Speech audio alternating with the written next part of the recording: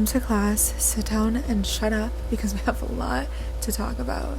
Hello guys, it's Kayla, YUNGKALEZ, KMONEY. I'm trying so hard to not be one of those bitches that's like looking directly in the viewfinder at themselves the whole time. This is a new camera. I'm excited to play around with it. I don't have a mic quite yet, so we are gonna have to deal with this annoying little headphone situation. It's a crazy week in the stars. The astrology is a little insane. If you haven't been having some sort of chaotic crisis in your own life, I'm sure you've been seeing somebody around you, or at least in the headlines, lots of relationship, breakups, makeups, coming together, divorces, people leaving their jobs, starting new jobs, suddenly moving, going back to their hometown. You might even be feeling like you're making decisions that are reminiscent of 2015. Let me explain all of it to you right now. So what we're dealing with, the biggest piece of the pie here, is the nodal shift. So the nodes, which aren't planets, they're mathematical markers in the sky, are shifting from the signs of Taurus and Scorpio, where they've been since January of 2022, so about 18 months, and now shifting into Aries and Libra.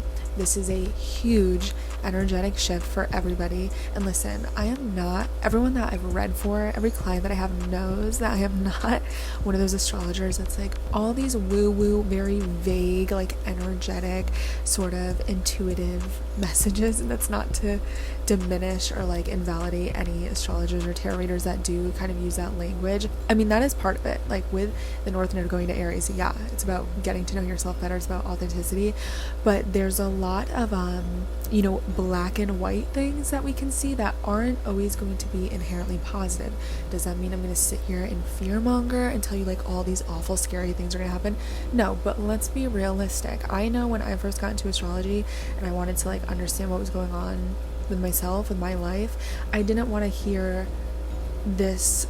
At first, I did want to hear about all this spiritual stuff, right? But after a certain amount of time, you're like, okay, but how is this going to play out in real life? What is this going to look like in the events that unfold in my day-to-day life? Like, we want like real world examples, and that's what I'm going to try to give you today. With the nodes and Taurus and Scorpio, Jesus. There was a heavy emphasis on, yes, this idea of like things that we are energetically bound to, things that we're codependent to. It had a major focus on what we allowed ourselves to be powerless to, in the sense of like codependency or relying on something. So think of like a vice or an addiction, or that thing that we always grab for the second that we're a little bit uncomfortable. For some people, that's a shopping spree. For some people, that is a drug or alcohol. For other people, it is a codependent relationship. There was a heavy emphasis on like needing to kind of take the training wheels off, cut that cord, and quit that reliance on things, which isn't to say, oh, anything that we use to comfort ourselves is inherently bad and dangerous, but rather that things that we are powerless to have power over us. Like they can control us, and if we allow things external to us, people, places, things, events, vices, to control us, then we're always going to stay in the same damn cycle because we never want to get out of our comfort zone. The North Node being in Taurus was really about building that stable foundation that was unshakable. So when you do get in those moments of discomfort or uncertainty or doubt, instead of just grabbing the thing that would typically help you stabilize, it's finding that inner stability within yourself. So there was a lot of emphasis on foundational building. In the real world, you could say that it had a lot of emphasis on finances. So building a very stable foundation for yourself financially, emotionally, through your boundaries and through the rules and expectations that you hold for yourself and other people. There was an emphasis on needing to build discipline, the skill sets of commitment and following through with things, sticking to your word, and being able to see the long-term results, which would be Taurus because it's an earth sign. So it's very focused on discipline and commitment and seeing kind of the culminating reward of sticking to your guns basically and following the rules and doing things the right way, kind of coming back to basics. Whereas the South Node in Scorpio kind of showed us the punishment or consequences of refusing to do that work. Collectively, I would say in terms of like government, politics, what's going on in the world, obviously an economic crisis is very Scorpio and Taurus. The last time that we dealt with this nodal shift was back in 2003 and 2004. So back then we had the SARS outbreak. It was the aftermath of the dot-com bubble bursting, which was essentially like technology causing a major ripple in stocks and in the market, which we're seeing now, but in a different way. We've gotten used to the internet, we've gotten used to the basics of technology, but now we're seeing this heavy influx of cryptocurrency, decentralized money. Fed now is going to be a thing that's going to be ushered into our normalcy, like having all of our money kind of regulated under a what I would like to believe is like a big brother's always watching sort of risk. And that's something that I think we can attribute more to Pluto and Aquarius, Uranus and Taurus as well. But those are kind of things that are relevant to Scorpio and Taurus because both of those signs rule money and ownership and possession, investments, both the good and the bad, for better or for worse. I would also say that there was an emphasis with Taurus being the housing crisis as well, because Taurus is about getting your basic needs met. It's having the stability to lay your head down at night, have food on the table, have a roof over your head, and not have to worry about getting those basic things that everybody has a right to, basically. So, the nodes are always essentially going to be this lesson of highlighting and illuminating what we need to let go of, what we've already conquered, therefore we can kind of loosen our grip, versus what we need to prioritize because we kind of need to strengthen that muscle there.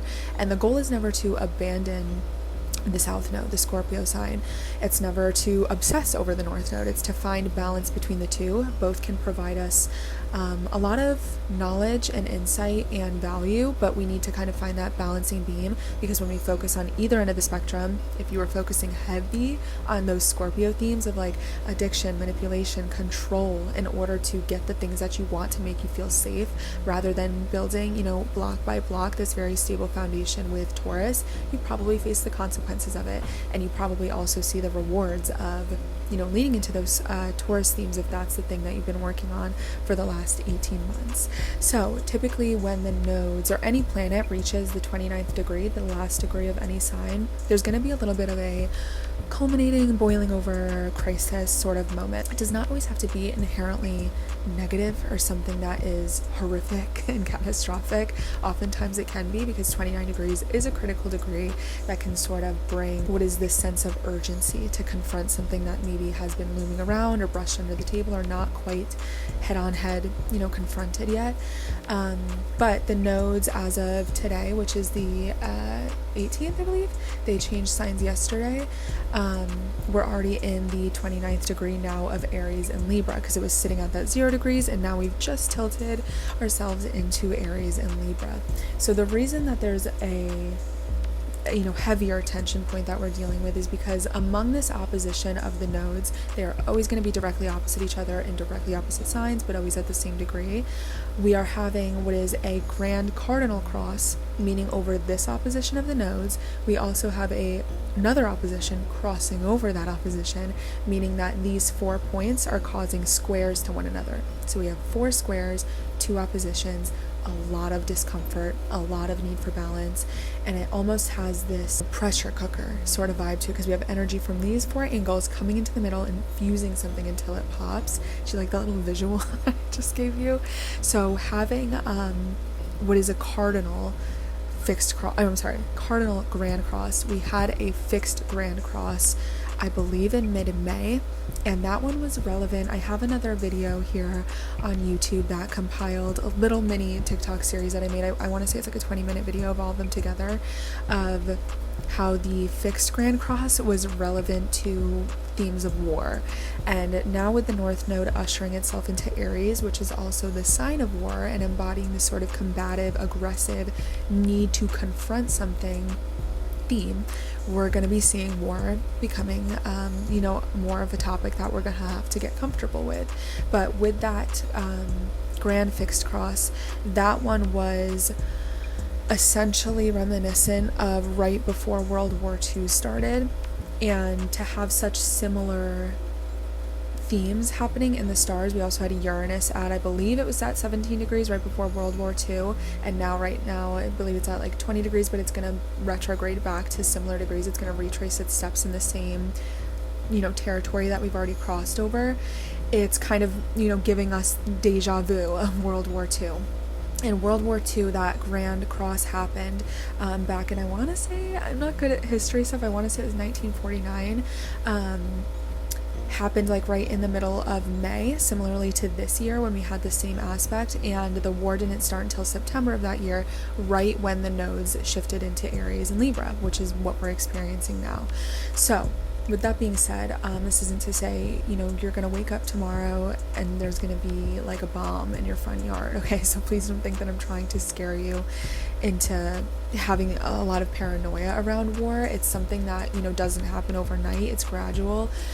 This is a whole nother topic. I don't want to make the whole video about this, but all of the signs of civil war in America and the US are already happening. Like, we are far past the point of like, yeah, something's gonna, you know, cause, we have the economic crash, we have people fighting people, we have people literally like not having access to basic needs, no accessibility, which causes an uptick in violence, and with more violence there's more death, and with more death there's more fear. Like, all these things are usually pointing to what is like the fall of an empire or a war kind of coming on.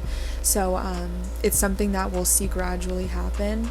But with that being said, collectively I think there's going to be a focus on Aries and Libra themes, in the sense that where we get our news and who we pay attention to, and the idea and the definition of leadership to us is going to be, you know, something that changes in a big way, where we need to kind of screw our heads on straight in terms of who we're listening to. Also within ourselves, needing to find the authenticity in the leadership to not have to look at somebody else for the answers, and to be able to come up with our own conclusion, our own opinion, our own perspective, without somebody else having to provide that to us. There's going to be an end to codependency. I think when people hear that word, they just assume, you know, codependent relationships, like someone that you can't get away from. And of course that is relevant here. I think relationships in general are going to be a very big thing we see shifting with the nodes, in the sense that with that Taurus and Scorpio emphasis for the last 2 years, it showed us what we should let go of. Some people have, some people haven't. With the shift into Aries and Libra, it's like, you can either stay here on your own, do the hard work, and be able to celebrate, you know, reaping the rewards, seeing the fruits of your labor through independence, or you can stick to codependency and see every damn consequence that comes with not being able to let go of something. So it's like, we've already gotten a preview. Astrology is cohesive. It doesn't just, you know, teach us one thing now and then a totally different thing tomorrow. Everything sets you up and prepares you for the next thing that's happening through the zodiacal wheel. So with that being said, if you are at a point where you're like, I know I should leave this job, I just don't feel ready to yet. I know that I'm not supposed to be in this relationship, but I just love this person a lot. I know that I need to stop drinking, but I'll do it next week. With Saturn and Pisces too, it's like, dude, please listen to what God's telling you, what the universe is telling you, what you know better. It's going to be a big lesson of knowing better, therefore doing better. And when you don't choose to do better, when you know better, you will be taught to do better, and that way you will know to not do it next time. Like, it's very much what you put in is what you get out with this sort of transit. And with Saturn and Pisces as well, that's a whole nother, you know, ballpark, but it also does heavily harp on like what we're powerless to, what we use to escape, what we use to kind of soothe the wounds and, you know, slap a band-aid on and never quite heal the root of the problem. It's our escapist sort of tendencies. Things like drinking, things like running away to sleep with somebody so you don't have to think about your ex, things like sitting in la la world and just watching Netflix every weekend instead of confronting the things that you know you need to do to heal or to be a better version of yourselves. And again, there's like a lot of tough love, I think, right now, with needing to kind of grow up. It's like, grow up, pull your, you know, big girl pants on and do what you need to do. And again, I just keep visualizing like taking the training wheels off. It's this scary feeling of what I can imagine it feels like to send your child off to school and they really don't want you to leave. They really don't want to go. They're like, mommy, come with me. Like, I know that I was that sort of child. I was not excited to like see a mom and like run into school. I didn't understand why I couldn't have my mom. I didn't understand why I had to be away from my parents. I didn't want to go to school all day. I didn't want to feel alone. I didn't want to do it by myself.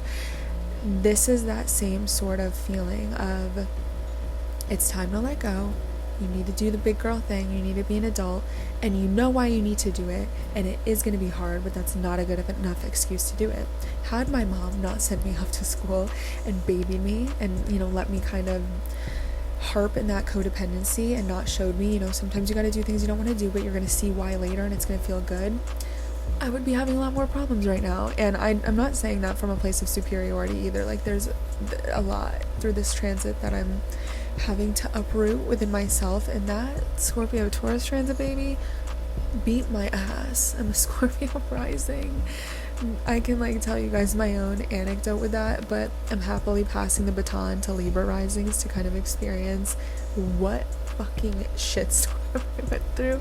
Just kidding. It was really bad because there was other aspects going on, but that's sort of the vibe that we're dealing with here. So what I mean when I say this pressure cooker thing, what I'm referring to is around July 21st, 22nd, which is when the Barbie movie and Oppenheimer come out, which is so, like, of course, like, it's just so funny, especially with like all the protests of like Hollywood writers, actors, things like that. Like, these are going to be the last movies that we see for a while, and I think it's a funny representation of what is this explosion, then leading to what is like a downhill battle of needing to confront things that have gone on way too long. It's kind of like things are far overdue. Maybe things have far outran their course, and now is the time where we really need to like cut the dead skin off and like really dead the things that need to be dead. The 21st and the 22nd is when this aspect will culminate to said boiling point.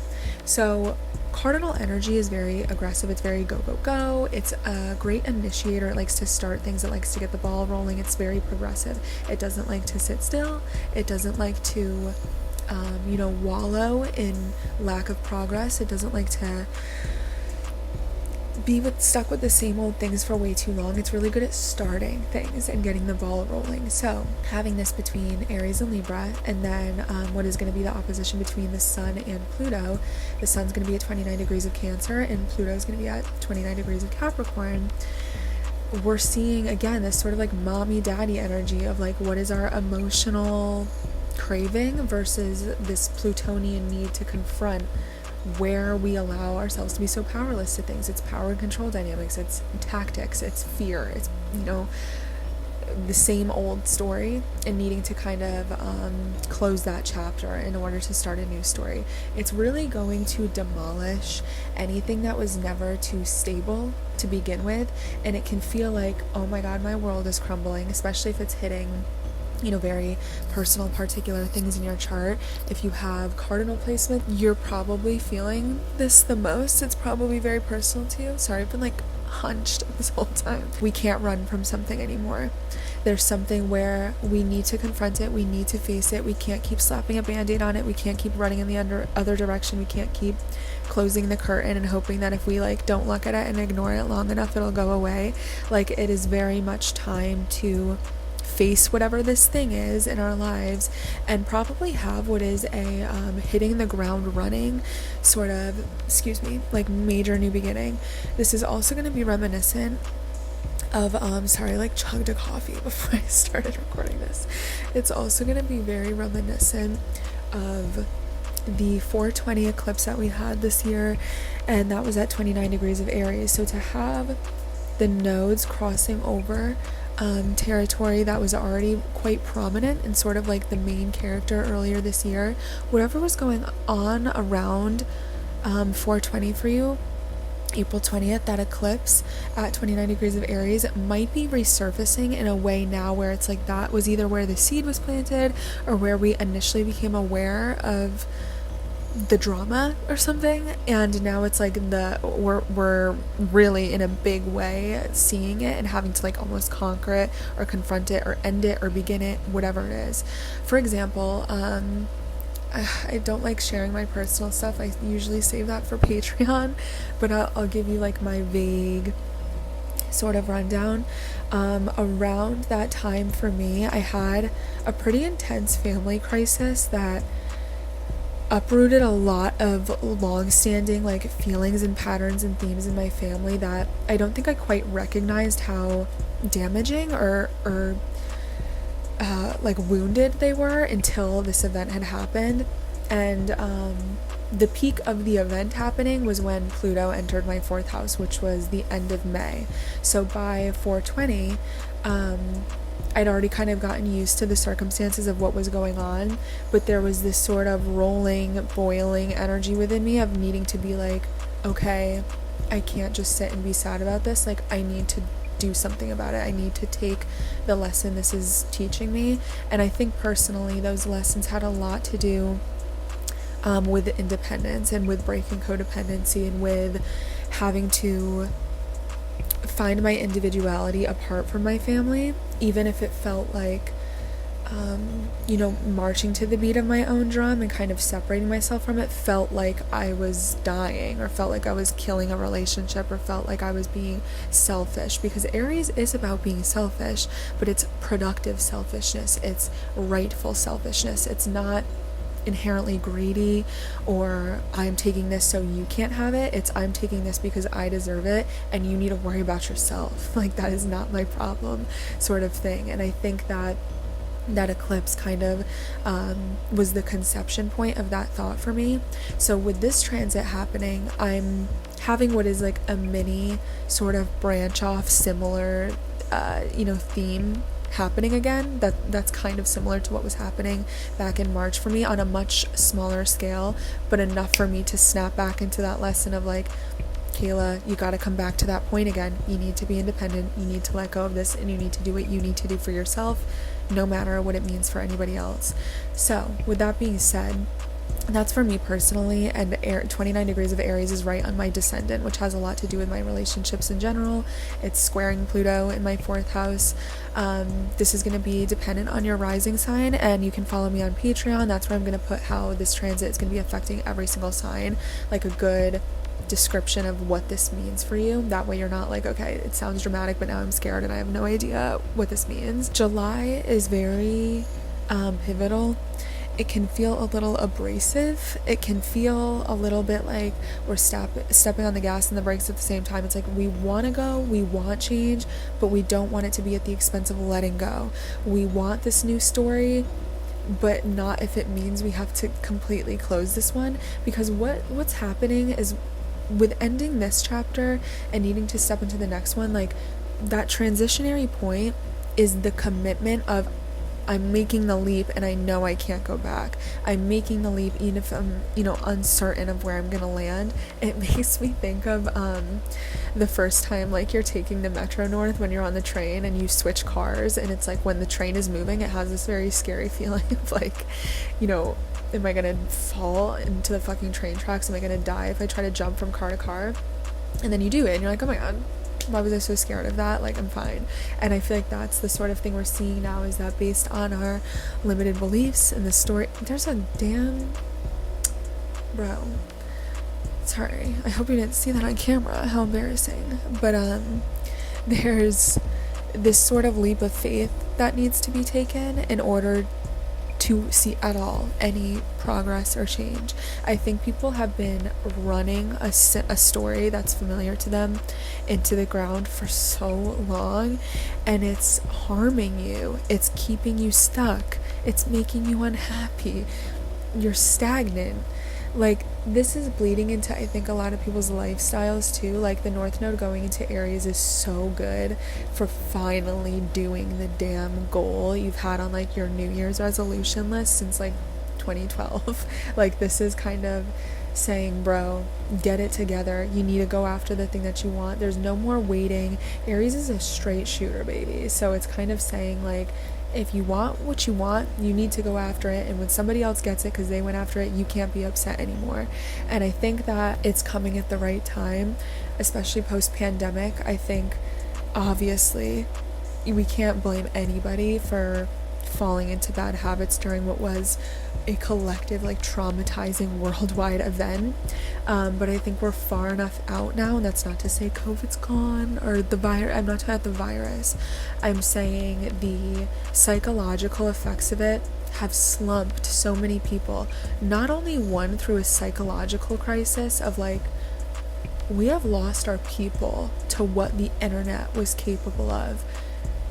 convincing people of during 2020. Like, there was too many thought holes, there was too many rabbit holes, there was too many ideologies, there was too many alt-right traps. Like, we have lost so many people to psychosis and to extreme paranoia, and I'm saying that as a holistic conspiracy theorist. Like, it's coming out of my mouth, and even I can see the like collective, it's like no one is thinking straight anymore. And I think through physical health, through bad habits, through codependency with relationships, but also dependency on like vices, substances, habits, things like that, and then just this heavy cloud of victimhood, it's like, bro, what are we gonna do? We're just gonna sit here every day and just cry and be upset and say, you know, boo-hoo, poor me. And then when somebody else is like, oh, I have bad circumstances too, but I figured it out, you're gonna try to like out-victim them. I'm so sick of this like old sad story, and I feel like the North Node in Aries is like, bitch, get it together. And I think that's what people need. It's, I think, going to really provide a fire underneath the butts of everybody that needs it, myself included. Again, not coming from a place of superiority. I just, until like I feel like 6 months ago, was able to even call my power back through admitting that I was a victim of something for too long. I actually want to give myself grace, because I feel like this is Libra Aries. It's like the indecisiveness of like, is it me or is it them? You know, can I fix this, or is this something that I should be asking help for? Like, it's that sort of thing. But again, that's a story for a different day. I'm happy to explain my South Node going through the first house transit experience. But I just think there's like a well-needed push and leap of faith that's coming for everybody's necks, and it's in a way where it might come through the vessel of a wake-up call, where it can feel bad. It can feel at first like, fuck, why is this happening? Or like, I don't want to do this, or this is unfair, or this is scary, or how can I run away from this? But it's probably in your best interest, whatever this thing is. Aries ushers you into, it's the first sign of the zodiac, so it's like we're going into uncharted territory.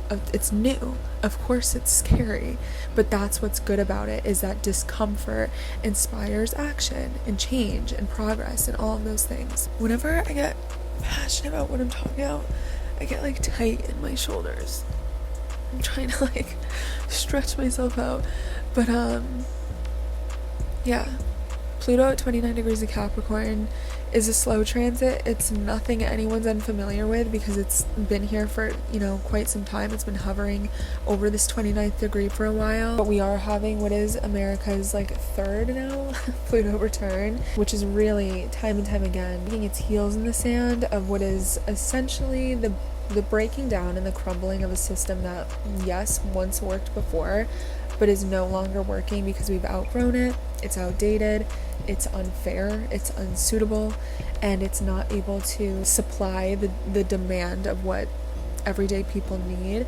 So to have that an aspect to the sun on the 21st and 22nd as well, there's probably going to be an emphasis on men, authority figures, politicians, intensity happening, anything from an announcement to some maybe information getting leaked, something private, something intense being unearthed or publicized. With a square to the nodes, it's fated, it's something that needs to happen. With the sun opposite Pluto, sometimes we can see what is the stepping down of an authority figure. Like, it can look like literally the president stepping down through patriarchy, like the father of the household losing his power. Like, it has this sort of fall or death of the king vibe to it.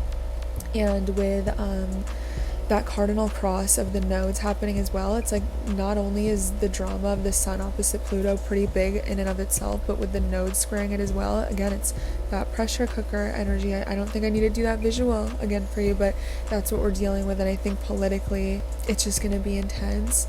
I feel like something's going to be unearthed. Like, I feel like I try to tweet about this stuff, I just like never want to get too woo-woo or make like, I always have these predictions that I feel like to me seem too insane, and then when I like don't tweet them, I literally feel like they always end up happening.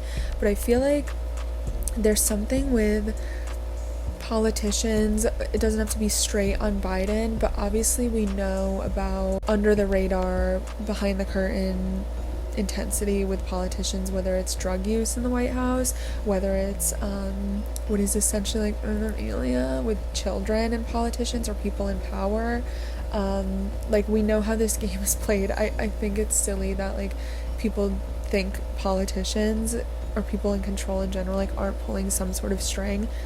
Bitch, these people run the country. Like, there's obviously like things that we don't know.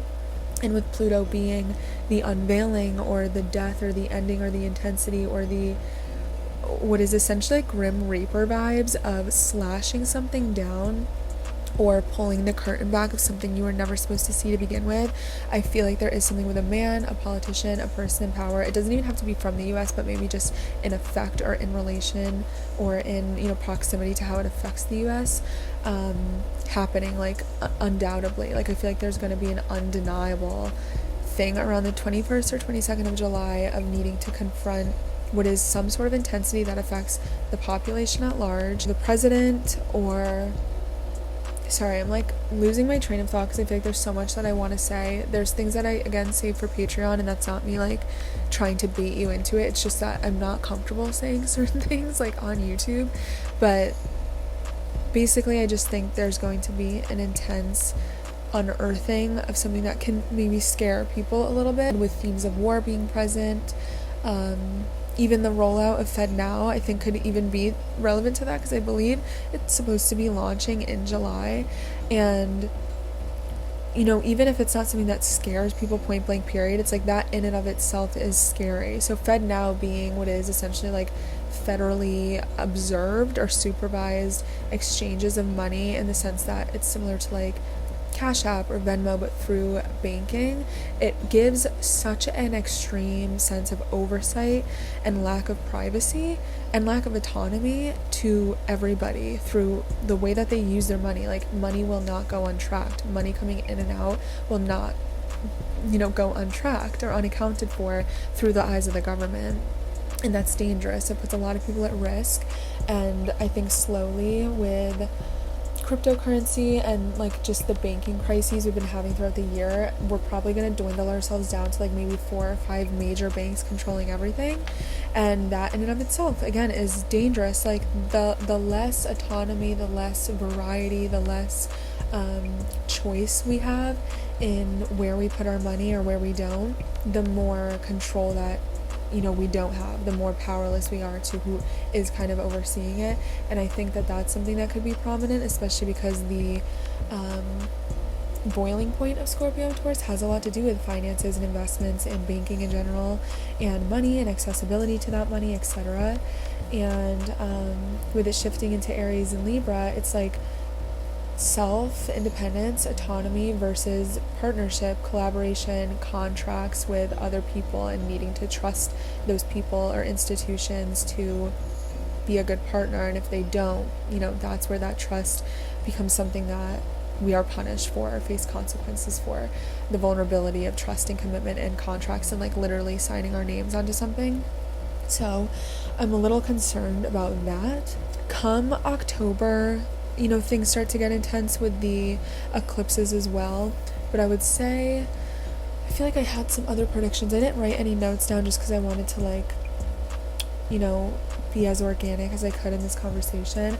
But I did have a predictions video that I posted on YouTube in November of last year that I think is worth checking out. With the nodes of Aries and Libra, I did touch on more, but I think there's going to be an emphasis on, again, where we're getting our news and our news sources, in sense of, you know, when you're a child and you're growing up, you see doctors as doctors, you see police officers as police officers, you see, you know, newscasters as newscasters, and there's no question of like, is this something that's being misused? Is this something where there's a, you know, a power and control dynamic with authority? Is this something where these people are being dishonest with me? Because you assume people are doing what they're supposed to be doing and that everybody has your best interest at heart. And it's not until you grow up that you realize, like, oh, there's actually a lot of what is orchestration to make things happen a certain way, and that includes things like police officers, like our authority, like our military, like our presidents, like our news sources, things like that. And I think Like one of the main things that I haven't really seen anybody else see that I think might be big, at least towards the unfolding of the North Node in Aries, is that I feel like people, everyday people, will become more of a leader or an authority or a trustworthy source than like the actual news. And I know that that sounds kind of insane, but I think that people are becoming more aware of and fed up with the way that we get our information and our accessibility and our understanding of things, because there's always some sort of swaying to the way that it's told to us to act a certain way. And I think that, sorry I'm like being so vague, I can feel myself like getting tired. Basically what I'm saying is I feel like trust and leadership is going to be found more so in people that are on foot telling the truth and proving their independence and leadership and authenticity, rather than like institutions of things that have earned our trust for the last 100 years. And I know that that sounds very weird, but it also, again, I think goes in tandem with Pluto and Aquarius, because that has a lot to do with now putting the power in the people's hands rather than in Capricorn, which would be authority systems, government, hierarchy, patriarchy, things like that. It is the demolishing of everything that we've ever known, basically. I think I'm gonna wrap it up here, just because I can really feel not even my camera battery dying, my battery dying. This is a clear ass camera. I don't know if I like that.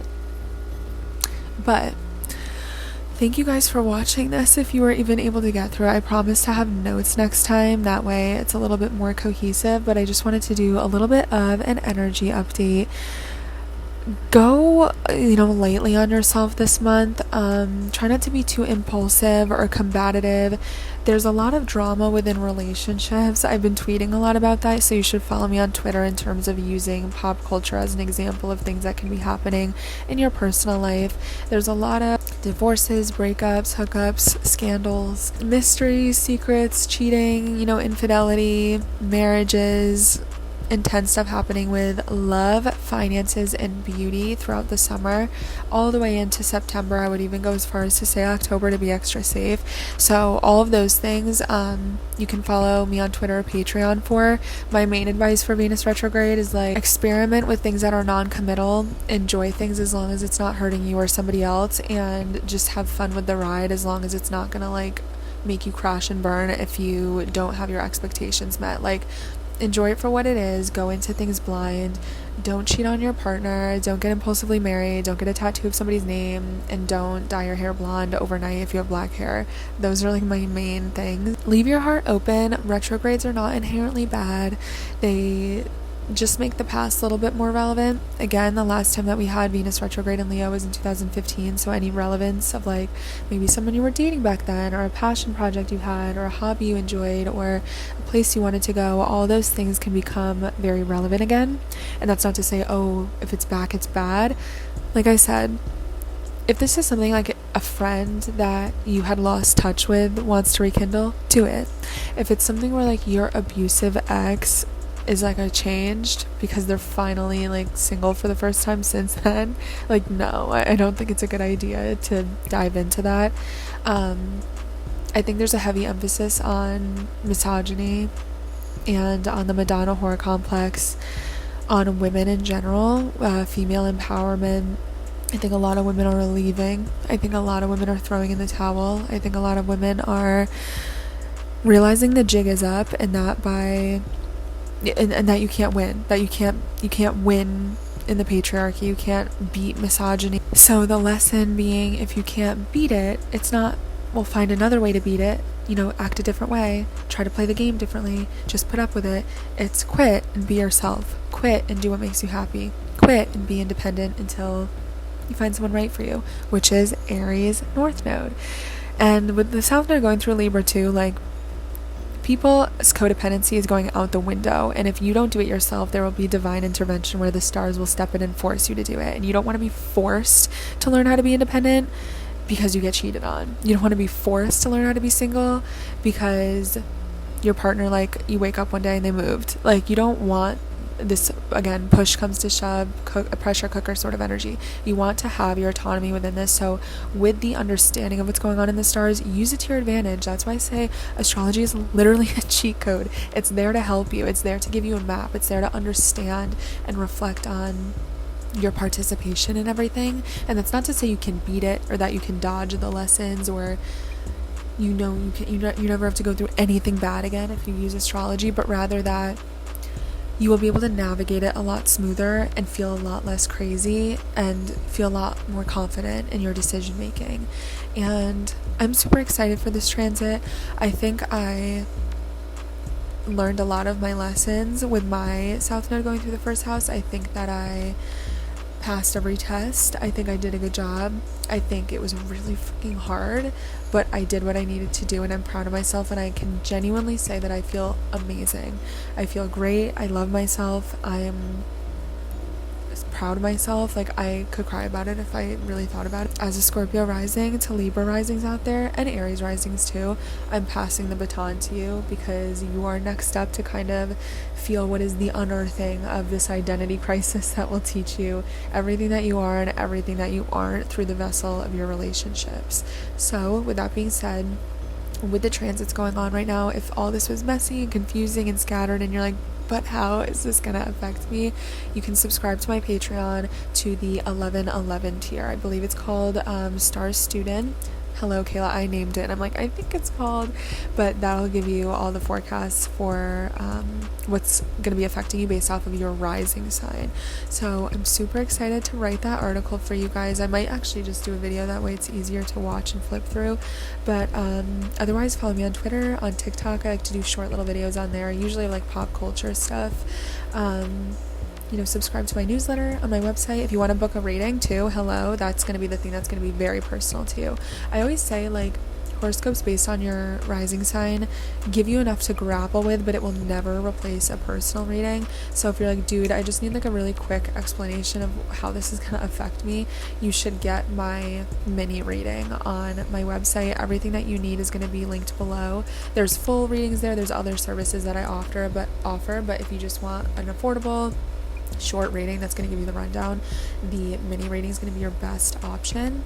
Otherwise, thank you guys for watching this. I hope that I shouldn't say hope, I'm going to make more time to try and make videos for you guys, because I actually love YouTube the most. It's just that I don't get paid through it yet, so I need to prioritize the platforms that pay me, because it's my job. But obviously the more content I put out, the higher that's gonna give me the ability to monetize this channel as well. So I hope that this helped somebody out there. I hope this gave you guys some insight. Don't be scared. Never be scared of astrology. Never fear it.